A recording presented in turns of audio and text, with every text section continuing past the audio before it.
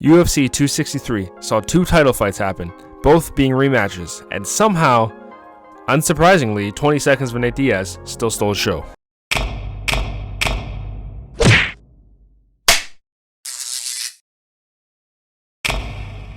Like I said, Nate Diaz made his infamous return to the UFC octagon, but this was probably one of his more unique fights. Leon Edwards, Nate Diaz for 5 rounds, and no, it was not the title fight, and no, it was not a main event. It was the third fight on the pay-per-view. Why was it 5 rounds? Who knows? Who cares? It was a great fight. First time in history that's ever happened.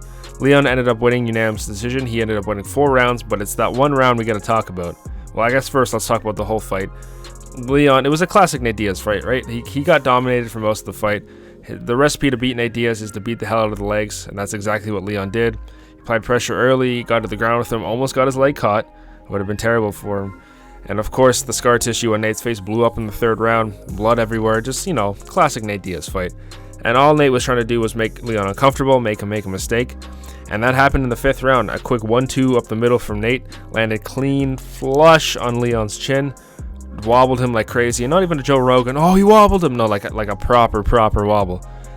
If there was a little more time on the clock, there's more rounds, that fight would have been over. Nate said afterwards, if this was a street fight, that man was sleepwalking, it's done.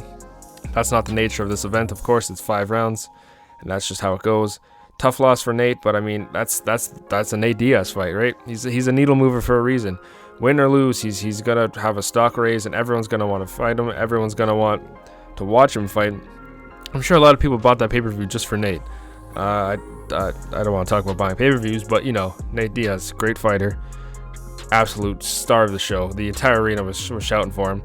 Was this the performance Leon was looking for? I don't know. Is this going to get him the title shot? I mean, he's been stubbed most of his career, so probably not. It'll probably go to Colby again. But I do think he's deserving to face Usman. I mean, like I said, besides Colby, you could argue he's more deserving. I don't know between those two. But again, great fight for Leon. All the last 20 seconds was incredible. Let's see what happens next for both those guys. The co-main event had a rematch of the greatest fight in flyweight history, and realistically, probably a top 10 fight in UFC history. Deiveson Figueiredo versus Brandon Moreno. In Mexico, you have a UFC champion. Brandon Moreno submitted Deiveson Figueiredo in the 3rd round with a rear naked choke. Yeah, you heard that right. Figueiredo got submitted. And this was very different than the first fight. Moreno came out super aggressive, and that's exactly what he said in all the pre-fight conferences and all the interviews. That's what he wanted to do. On the other hand, Figueiredo came out super reserved. I don't know if he was going to save some energy. I know he had a questionable weight cut. He could say whatever he wants, but he weighed in at the very last second and cried after they announced that he made weight. Sounds pretty questionable to me. I don't know. But he didn't want to throw a punch early.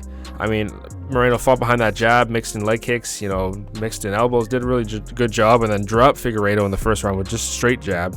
Figueiredo was way too patient. 2nd round was a little bit more better from Figueiredo, from the champ, or the ex-champ, I guess I should say now.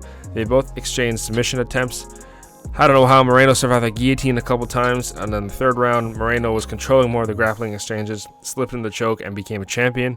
It was pretty funny. He didn't really, it didn't sink in right away. He was just kind of chilling, whatever. And then all of a sudden, Figueiredo came, hyped him up, lifted him up, really good sportsmanship on the ex-champ's part.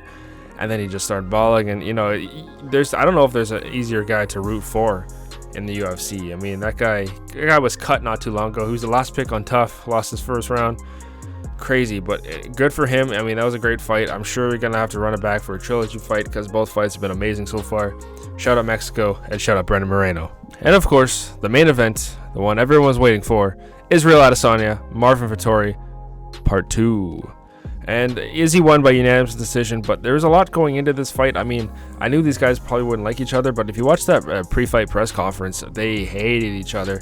This was the most animosity I've seen in a long time, probably since, the McGregor heydays of him just ripping people apart.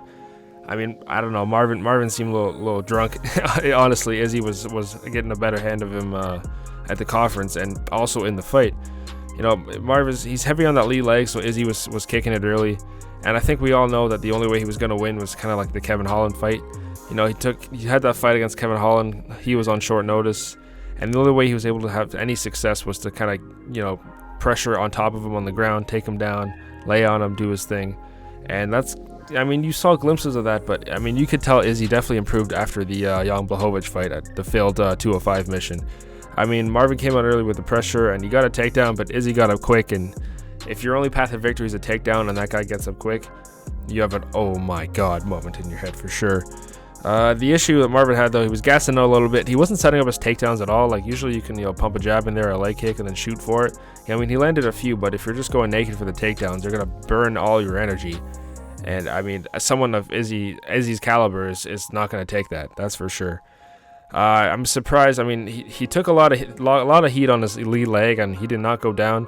So I guess shout out to him on that. But, yeah, Izzy's just too dominant, too quick, too evasive. I mean, his shots, his feints, everything was just perfect on point tonight. And, I mean, Marvin he wasn't being aggressive enough. I mean, his coach was ripping him apart, and he was just giving Izzy the time and space to do whatever the heck he wanted. And he did that for 25 minutes. And that's just how it goes. So, I mean, next up, we got Izzy and Whitaker. I mean, it's got to happen. The rematch that everyone wants. I definitely want to see that. So let's get it going. That's supposed to be, I mean, in Australia and New Zealand. I mean, with all the COVID stuff, who knows what's really going to happen. But shout out to Izzy, another title defense. People had him down after the 205 loss, but I mean, he's still the king at 185. Well, that'll do it for UFC 263.